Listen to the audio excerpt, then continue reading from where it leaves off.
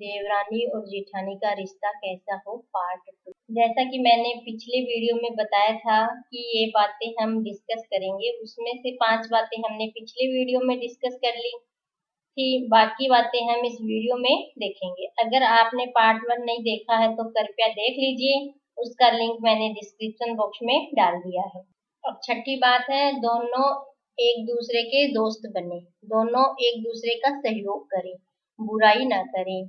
देखा जाए तो दो अलग अलग तरह के व्यक्ति एक दूसरे के बहुत अच्छे दोस्त हो सकते हैं, एक दूसरे को समझ सकते हैं, वह एक दूसरे की कमी को पूरा कर सकते हैं, दोनों एक दूसरे को सिखा सकते हैं, वह एक दूसरे से सीख भी सकती हैं। ऐसा ही रिश्ता होता है देवरानी और जेठानी का भी, क्योंकि दोनों के व्यवहार अलग अलग हैं और वे दोनों एक दूसरे की अच्छी दोस्त हो सकती हैं।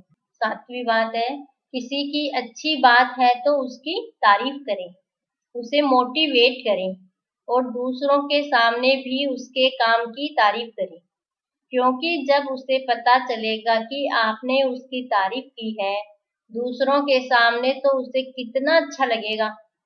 अगर किसी में बुराई भी है तो एक दूसरे की बुराई घर के बाहर ना करें और किसी से और घर में भी बार बार इसका जिक्र ना करें।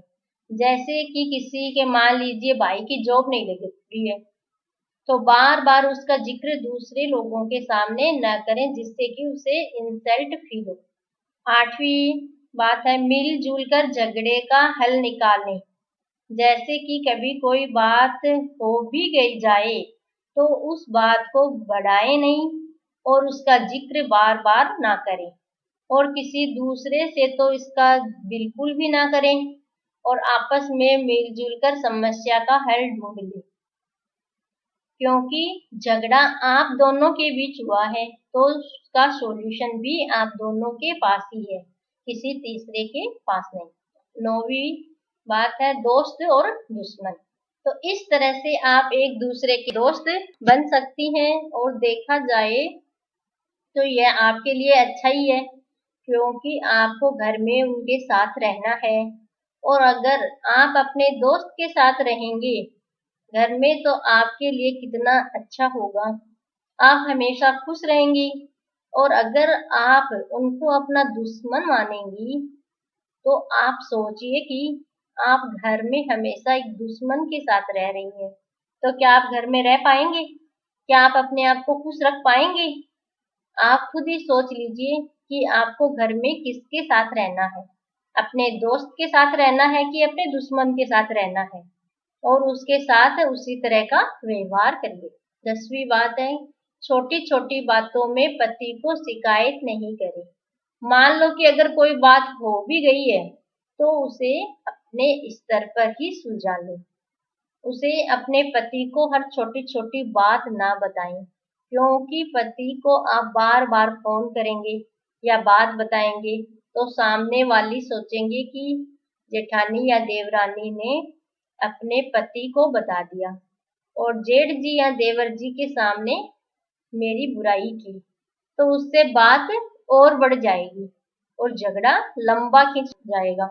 तो इसीलिए क्या करना है कि आप अपनी बातों को अपने तक ही सीमित रखें, अपने पति को और बाकी घर के सदस्यों को इस बारे में ना बताएं और घर के बाकी सदस्यों को भी इसमें इन्वॉल्व नहीं करें। इससे आपके अपने पति से रिश्ते खराब हो सकते हैं। 11वां टॉपिक है, एक दूसरे के बच्चों को अपना बच्चा ही समझे और उसे प्यार दे। अगर बाजार से कुछ ला रहे हैं तो अपनी देवरानी या जेठानी के बच्चों के लिए भी लाएं और उनसे भी अपने बच्चे जितना ही प्यार करें और उनकी गलतियों को भी अपने बच्चों की गलतियों की तरह ही नजरअंदाज करें और उन्हें अच्छे संस्कार दें अपने बच्चों की तरह, और उन्हें हमेशा यही सिखाएं कि वे सब आपस में भाई बहन हैं, सगे भाई बहन जितना ही प्यार मिले उन्हें हमेशा इसका प्रयास करें, क्योंकि बच्चे अच्छे से रहेंगे तो आपस में भी प्रेम बढ़ेगा। और बच्चे में अगर आपने डाल दिया कि नहीं ये आपके भाई नहीं, आपकी बहन नहीं, आपकी कजिन है, तो क्या है कि दूरियां बढ़ जाएंगी, जिससे घर का माहौल अच्छा नहीं रहेगा। इस तरह से उनके बच्चों को अपनाकर आप अपने रिश्तों में और भी प्यार बढ़ा सकती हैं। रिश्तों की मिठास और भी बढ़ जाएगी। 12वां अपना टॉपिक है, एक दूसरे की पसंद नापसंद का ध्यान रखें। आप थोड़ा ध्यान रखें कि सामने वाले को क्या पसंद है, क्या नहीं। उसके साथ से थोड़ा सा अपने आप को भी एडजस्ट करने का प्रयास करें।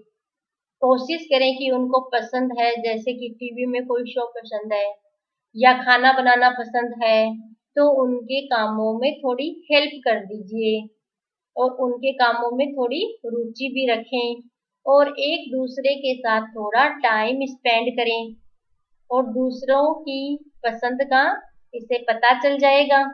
अगर सामने वाले को कुछ ना पसंद हो तो थोड़ा ध्यान रखें, उस काम को जहां तक हो सके ना करें और एक दूसरे का अगर पसंद नापसंद का ध्यान रखेंगे तो आपकी बॉन्डिंग बहुत अच्छी हो जाएगी और आप एक दूसरे को अच्छे से समझ पाएंगे। 13वां टॉपिक है, आपस में दोनों बैठ के घर के किसी दूसरे सदस्य की चुगली ना करें। क्योंकि अगर मान लीजिए कि आपकी देवरानी या जेठानी ने आपकी कही हुई बात अगर घर के किसी दूसरे सदस्य को जाकर बता दी तो वह आकर आपसे लड़ाई करने लग जाएंगे, तो आपका वैसे ही मूड खराब हो जाएगा और दूसरा आप ये भी सोचेंगे कि मैंने तो उनको अपना मानकर मेरी सारी बातें बताई, लेकिन जानने के बाद उन्होंने दूसरों को बता दी। तो उससे क्या है कि आप का घर के दूसरे सदस्य से रिश्ता खराब होगा, आपका आपस में भी रिश्ता खराब होगा। इसलिए आपस में बैठकर भी कभी दूसरों की चुगली ना करें, कुछ अच्छी बात करें, कुछ अच्छा सोचें, कुछ क्रिएटिव सोचें, इससे दोनों का फायदा होगा। अपना 14वां पॉइंट है, काम का बंटवारा कर लें। देखिए, घर का काम है तो मिलजुल कर आपको ही करना है, तो बेहतर है कि आप अपने आपस में मिलकर डिसाइड कर लें कि आपको क्या करना है और उनको क्या करना है। जरूरी नहीं कि काम बांटना जरूरी है, मिलजुल कर आराम से हो रहा है तो बहुत ही अच्छी बात है। लेकिन अगर प्रॉब्लम्स आ रही हैं तो उसका सॉल्यूशन यही है कि आप आपस में मिलकर काम का थोड़ा बंटवारा कर लें कि किसको क्या करना है। इससे क्या होगा कि काम का लोड तो कम होगा ही, दूसरा कि आप उस काम को अपना समझेंगी कि मुझे काम करना ही है, तो उसको अच्छी तरीके से कर पाएंगी, उसमें अपना अच्छा इनपुट दे पाएंगे। इससे काम भी हो जाएगा और लड़ाई झगड़ा भी नहीं होगा और प्रेम रहेगा। 15वां टॉपिक है, परिवार को जोड़कर रखना महिलाओं के हाथ में होता है। ऐसा काम करें जिससे घर में प्रेम और आनंद बढ़े। ऐसा ना करें कि घर में मतभेद बढ़े, कलह बढ़े, क्योंकि आप भी उसी घर में रहती हैं। तो अगर घर में कलह होगी तो आप भी खुश नहीं रह पाएंगी और घर में अगर प्रेम और उल्लास रहेगा तो आप में भी प्रेम और उल्लास का भाव रहेगा। तो इसीलिए यह प्रयास करें कि घर में खुशनुमा माहौल रहे और परिवार के सभी सदस्य एक दूसरे से प्रेम से रहें। अब अपना लास्ट टॉपिक है, पतियों के झगड़े में दखल अंदाजी नहीं दें। अगर मान लीजिए कि आपके पति एक जगह पर काम कर रहे हैं, जैसे कि शॉप एक है या एक ऑफिस है, और अगर कभी झगड़ा हो गया और आपके पति ने आकर आपसे शेयर किया, तो यह नहीं कि आप आग में घी डालने का काम करें। आप उन्हें समझाएं कि प्रेम से रहना है, आपस में साथ में मिलकर रहना है, क्योंकि साथ में मिलकर रहने में सभी की भलाई है। आप अपनी सकारात्मक भूमिका निभाएं, क्योंकि उससे सॉल्यूशन निकलेगा और सब लोग खुश रहेंगे। मैं आपको एक टिप देती हूँ कि देवरानी जिठानी को कैसे रहना है।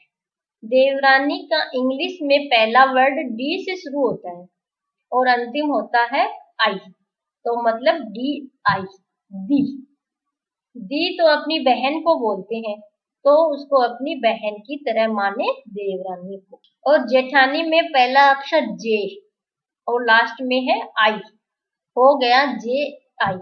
और अगर जे आई को आप 2 बार बोल लें तो जी जी। जीजी मतलब आपकी बड़ी बहन, तो उसको अपनी बड़ी बहन की तरह माने।